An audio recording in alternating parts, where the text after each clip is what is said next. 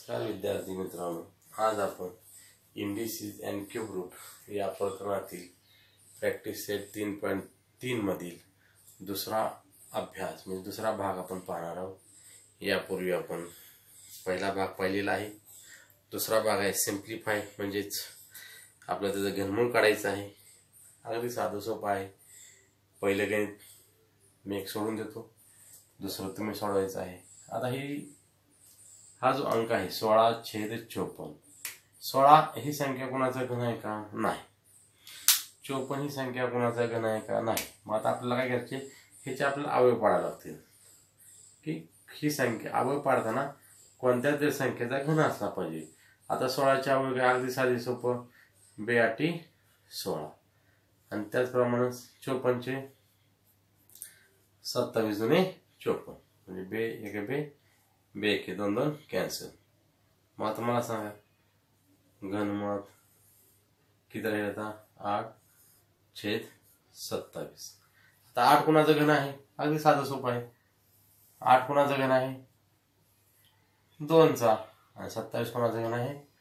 3 चा। तर अशा पद्धतीने हे उदाहरण आपण सोडवलेलं आहे। अशा पद्धतीने तुम्ही पहिलं उदाहरण सोडवायचं आहे। त्यातलं दुसरा आकडा पाहू। पहा, घनमुळात 729 cube root of 729 is equal to 9 दिलेला आपल्याला। तर घनमुळात 0.0000729 729 याचं आपल्याला घनमूळ काढायचं आहे। अगदी साधं सोपं आहे। फक्त काय करायचं आता पहा, ही संख्या आपण दुसऱ्या पद्धतीने मांडायची आपल्याला। आता ही जी संख्या आहे, आता पहा ही संख्या आपल्याला कशी मांडायची आता पहिल्यांदा हे महत्वाचं। आता याचं पॉईंट आपण काढायचं पहिल्यांदा। मग काय बघा, इथं कसं आहे 729 आहे ना, 729 छेद।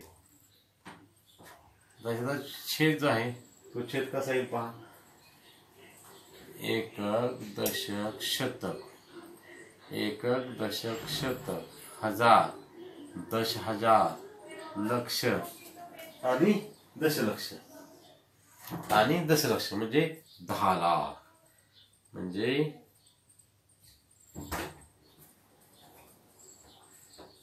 अशा पद्धतीने ही संख्या तयार होते।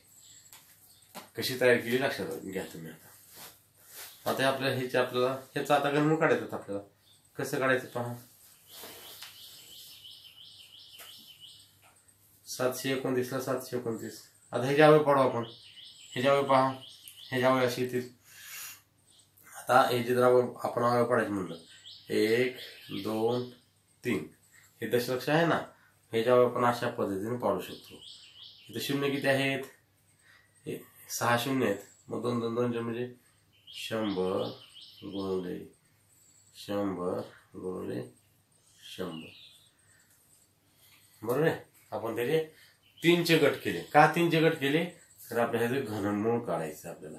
2 चे गट केले असते कारण केव्हा केले असते आपण ते वर्गमूळ काढायचे असतात। 3 चे गट केले आता, बरोबर का। आता आपल्याला 729 घनमूळ माहिती आहे आपल्याला। त्यांनी आपल्याला 729 घनमूळ दिलेला आहे। किती दिलेला आहे? 9 दिलेला आहे। घनमूळ म्हणजे काय? 3 पैकी 1, 1 2 3, 3 चा गट केला आपण, 3 पैकी 1 म्हणजे आता किती घेणार आपण? 100 घेणार आहे। यातून किती बाहेर घेणार आपण? 100 बाहेर घेणार। मग आता काय किती? आता 9/100, 100 ना आता 9 ला भागायचं नाही, फक्त दशांश चिन्ह द्यायचं। किती बघा, 1 2, किती शून्य आहेत? 2। मग 9 ला 2 संख्येनंतर दशांश चिन्ह द्यायचं। तिथे नाही, इथं पहिली इथे एकच संख्या आपल्याकडे किती संख्या आहे? एकच आहे। दुसरी संख्या आहे का? नाही म्हणून काय करायचं, 9 च्या अलीकडे शून्य द्यायचं आणि दशांश चिन्ह द्यायचं। म्हणजे हे काय झालं, ह्याचं घनमूळ आलं लक्षात तुमच्या। अगदी साधं सोपं आहे। काय केलं पहिल्यांदा, ही जी संख्या आहे ती आपण अपूर्णांकात मांडून घेतली। अपूर्णांकात मांडल्यानंतर ह्याचे आपण काय केले, घनमूळ काढायचंय। म्हणजे किती शून्य 6 आहेत ना, 6 म्हणजे 100 100 100 ची आपल्याला एकच आहे शेवटी। 100 गुणिले 100 गुणिले 100 शेवटी 1 1 1 1 1 आणि 1 2 3 4 5 6 6 शून्य आपण ती दिली, म्हणजे ही किंमत सारखीच आहे। आता आपण 3 चे गट केले, त्यापैकी 1 बाहेर घेतला आपण, हा 1 2 आणि हा 3, 3 पैकी 1 बाहेर घेतला। 9चे 100 म्हणजे 100ला 9 भागायचं नाही, फक्त दशांश चिन्ह द्यायचं. दशांश चिन्ह द्यायचं 1 2 दोन संख्याने द्यायचं. आपल्या दोन संख्येनंतर द्यायचं. आपल्याकडे एकच संख्या आहे 9 आहे, दुसरी संख्या नाही म्हणून मी काय दिली, आणखी त्याच्या पुढे 0 दिलं आणि दशांश चिन्ह दिलं. ठीक आहे.